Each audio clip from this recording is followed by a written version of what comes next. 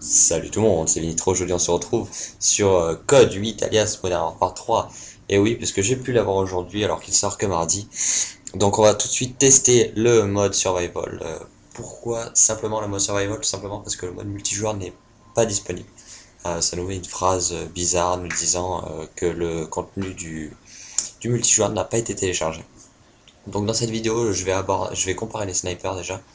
Donc comme vous allez pouvoir le voir dans la suite de la vidéo, je vais commencer par jouer au Dragunov, donc qui est un sniper semi-automatique, vous le savez sûrement tous, très pratique dans les premières vagues du mode survival, mais qui commence à devenir très compliqué à utiliser par la suite, du fait que qu'on doit mettre 2 balles pour tuer les ennemis, et ce qui devient assez compliqué.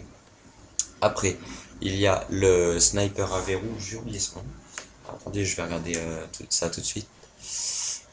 Qui lui est efficace à peu près jusqu'à la vague 14 et que j'affectionne particulièrement parce qu'il tue en une balle et il est vraiment, je le trouve vraiment très beau. Je vais aussi vous parler un petit peu des graphismes. Alors c'est bien plus beau que Modern Warfare 2 sans être vraiment révolutionnaire, hein, je dois dire quand même. C'est un beau Modern Warfare 2 mais sans plus quoi. C'est juste, les graphismes sont juste un petit peu plus fins, un petit peu plus affinés, mais comme dans Call of, quand vous regardez un mur de près, c'est du pixel. Euh, donc euh, donc c'est quand même pas extraordinaire. Comme vous voyez, le Dragunov, qui est quand même un sniper plutôt pratique pour les quickscopes, que j'arrive à rentrer plutôt facilement, je trouve. Au niveau de la fluidité, le jeu est beaucoup plus fluide. Alors je sais pas trop comment vous expliquer ça. Simplement, il est vraiment fluide par rapport à Code 6. Quand les armes ont un bruit aussi, vous voyez le son du sniper est vraiment très plaisant, je trouve. Après, ils se ressemblent un petit peu tous. C'est-à-dire que le son, le bruit de l'arme va différer entre les classes, mais pas trop entre les armes. Je m'explique. Le son va différer entre la classe mitraillette et fusil d'assaut, par exemple. Mais dans la classe mitraillette, les bruits d'armes vont être quasiment identiques. Pour ce qui est des quickscopes, les amis, vous pouvez être heureux parce que, comme vous l'avez vu dans le début de la vidéo, ça marche parfaitement. Alors il y a un atout qui va viser plus vite. Je vous dis ce que moi j'en pense. Je pense que sans l'atout c'est du code 4. Donc pour les amateurs de code 4, laissez le sniper tel quel. Et avec l'atout, c'est exactement du code 6. Enfin, j'ai envie de dire les amateurs de Black Ops, restez sur votre jeu pourri si on peut dire. Même si ça se dit pas trop, au passage j'ai fait un gros carnage. Parce que c'est vraiment un jeu pour les snipers. Enfin, quand vous avez le sniper, vous pouvez jouer avec quoi. Vous n'avez pas besoin de galérer pendant une heure. Regardez, ça rentre, c'est magnifique quoi. Même les noscopes rentrent plutôt pas mal, sans plus. On arrive à enchaîner, si on n'est pas trop loin, pas mal de noscopes. Mais c'est pas cheaté non plus, et à mon avis c'est juste ce qu'il faut.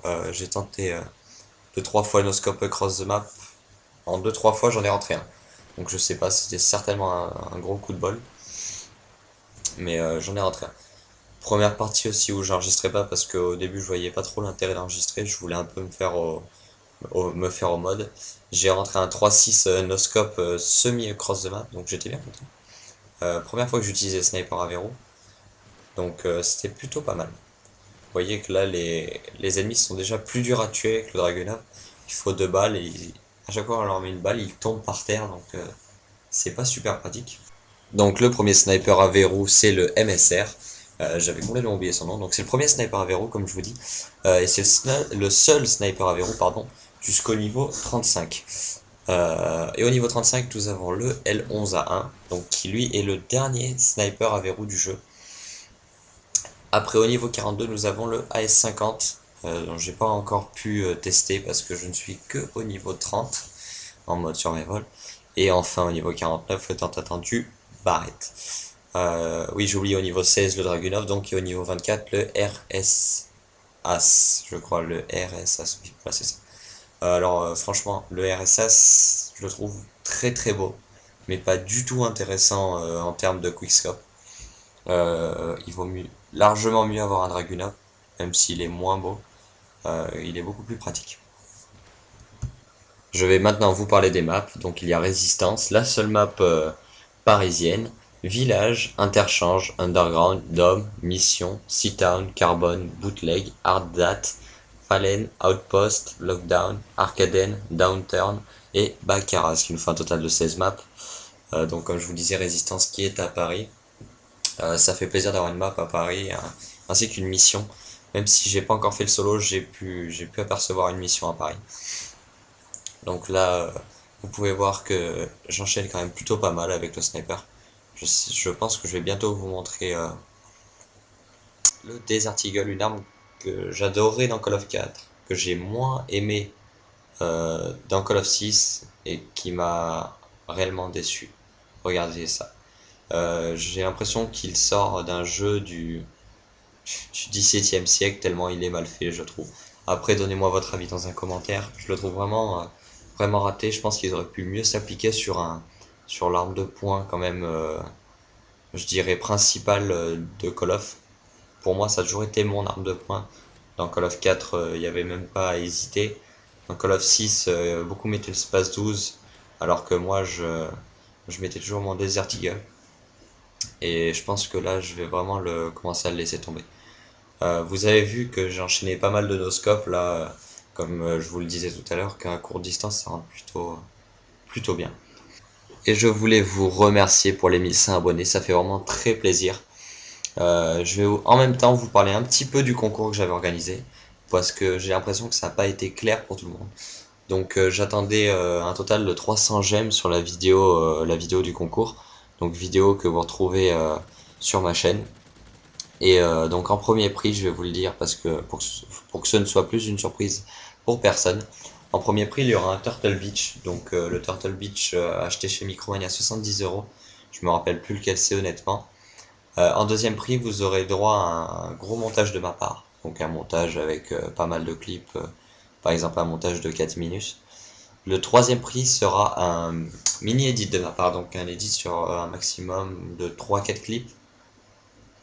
Le quatrième prix sera un background plus une image de joueur, donc la totale fait par mon graphe. Et le cinquième prix sera simplement un background et une semaine de subbox. Voilà. Maintenant, on va un peu parler de cette vidéo. J'aimerais bien, si vous le pouvez, atteindre les 50 favoris, ça me ferait plaisir. Faudrait que la vidéo tourne pour cette vidéo en avance de Modern Warfare 3. J'avais vraiment envie de vous la faire moi-même avec un de mes gameplays, car vous le savez certainement, beaucoup de gameplays circulent sur YouTube, mais ce sont des gameplays de la bêta, alors que là j'ai vraiment le jeu, je vous fais mon gameplay, et comme ça je pense que c'est mieux pour tout le monde. Donc mettez un petit j'aime pour ce gameplay, un petit favori si vous voulez, abonnez-vous si vous ne l'êtes pas déjà, puis j'ai envie de dire participe au concours parce que je pense que ça en vaut la peine. C'est pas un fac, j'ai pas mis une Xbox, une PS3 ou un HDP à gagner. J'ai mis mon casque dont je ne me sers plus, qui est en état neuf, mais je peux pas me permettre de faire gagner des choses à 200 € comme code QG parce que je ne suis pas partenaire. Donc je pense que c'est déjà un beau concours. Laissez-moi des commentaires sur tout ce que vous avez pensé de ce jeu. Hésitez surtout pas. Ça me fera toujours très plaisir. Le concours commencera donc soit à 300 gemmes, soit à 1200 abonnés. Parce que j'ai pas l'impression que j'atteindrai les 300 gemmes. Donc vu que j'ai vraiment très envie de vous le faire pour vous montrer quand même ma bonne foi, euh, je le ferai à partir de 1200 abonnés. Faites vraiment tourner cette vidéo pour qu'un maximum de personnes qui n'ont pas la chance d'avoir eu Modern Warfare 3 comme moi aujourd'hui puissent se rendre compte du jeu. Pour toutes les personnes qui disaient que Modern Warfare 3 allait être un simple contenu téléchargeable par rapport à Modern Warfare 2, ben on se trompait. Je dis on parce que j'étais le premier à dire ça. C'est vraiment un jeu super. Donc à voir le online, mais pour l'instant ce mode survival, à mon avis, va bien vous occuper si vous avez comme moi le jeu et que vous devez attendre mardi pour pouvoir y jouer. Pour toutes les personnes qui auraient le jeu, qui feraient une vidéo, qui arrivera à jouer en multi, ne mettez pas la vidéo avant mardi soir 18h sous peine de bannissement de votre chaîne YouTube. Voilà, c'était Vinitro, j'espère que cette vidéo vous aura plu. N'oubliez pas de mettre un j'aime, un favori, et ciao tout le monde.